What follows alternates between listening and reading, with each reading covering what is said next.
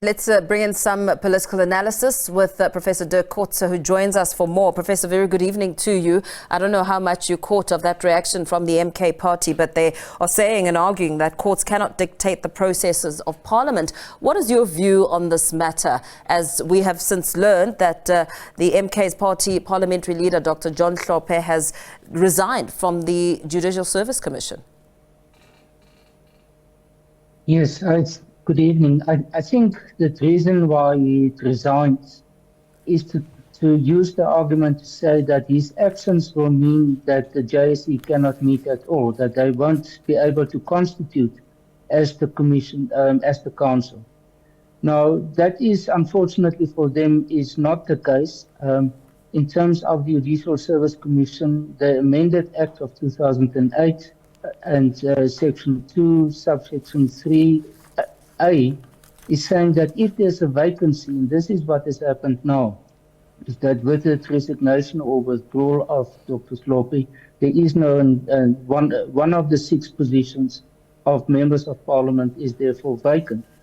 But such a vacancy does not, according to this part of the Act, does not invalidate or prevent the JSE to continue with its meetings and decision making.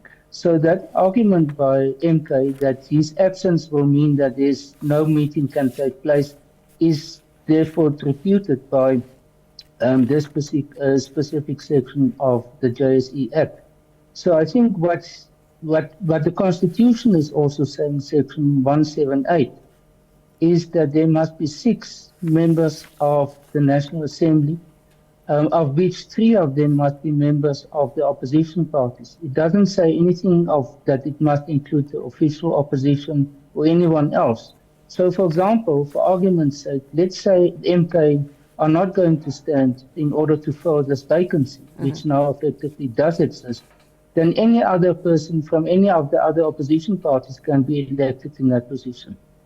There is not a prescription of who from the opposition must be those 3 persons. So I think this is where we stand with this. I think they do have a point that the Constitution is silent on the matter about members of Parliament who have been impeached and removed from their positions, whether they can be members of Parliament in the first instance and whether they can serve in these different committees of Parliament.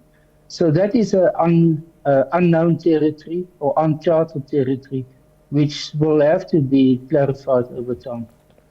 With that uncharted territory, Professor, are you saying, as we take stock of this whole matter, that there is no influence in terms of the relevance of a participant's history as we speak here? Because critics like civil society movements, the DA and the likes, have been saying that they've long argued that an impeached judge with a record of gross misconduct should not have a seat on the JSC. Well, that is obviously the argument. Yeah. But the Constitution is not explicitly saying that. The Constitution is actually quiet on any form of impeachment, whether it's the impeachment of the President or one of the members of the Chapter 9 institutions like the Public Protector or any other person, or the judges.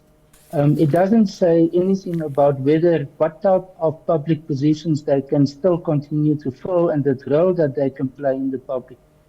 I think that is one of the shortcomings of our Constitution, which will have to be addressed. And I think this case is, together with actually the one of the former Public Protector, and obviously in a different context, but that will have to be clarified of what is actually the status of those persons. Because it's not that they've been sentenced in a court of law, that they have therefore a criminal record, and therefore they will be disqualified from public positions. How should this matter, do you think, be approached? I mean, you speak about the blurry lines with the Constitution, but in terms of approach and the arguments that will center around this, with this matter, I mean, listening to the MK party, they spoke about this withdrawal not being a futile exercise, but just part 1 of a more intricate process that speaks to the second tier, part 2 of how they're going to approach this. So they're not done. Yes, well, the approach that's been followed now of taking it for interpretation, for the interpretation of the Constitution by the judiciary, That's the only option that still exists. Many aspects of the Constitution are not explicit, but for example, the death penalty wasn't explicit. It doesn't say that death penalty will be illegal or unconstitutional. It was a court interpretation, a court judgment by the Constitutional Court that came to that conclusion.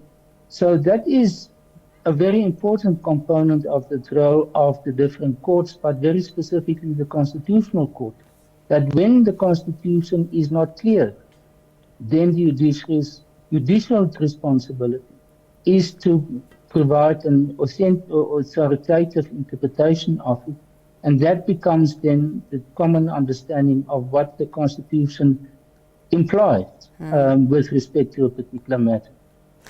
As the third largest party in Parliament, we know that the MK party has reinstated its electoral challenge to the outcome of the May 29 elections and has asked to order a rerun of the poll. I mean, in terms of strategy, where is the thinking around this move?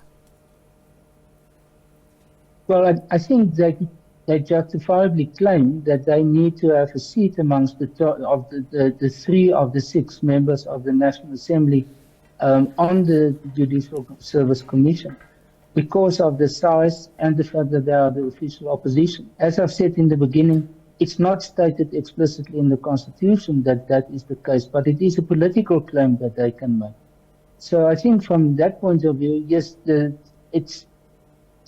unavoidably, it's going to have to be dealt with and come to a conclusion with MK ultimately. As I've said also, but it doesn't prevent a process in Parliament to elect a substitute or an alternative person if MK does not want to be involved in the process of resolving this matter. If they want to boycott it or whatever other strategy they want to follow. So it's not as if it will create an impasse that the JSC won't be able to continue functioning in the future.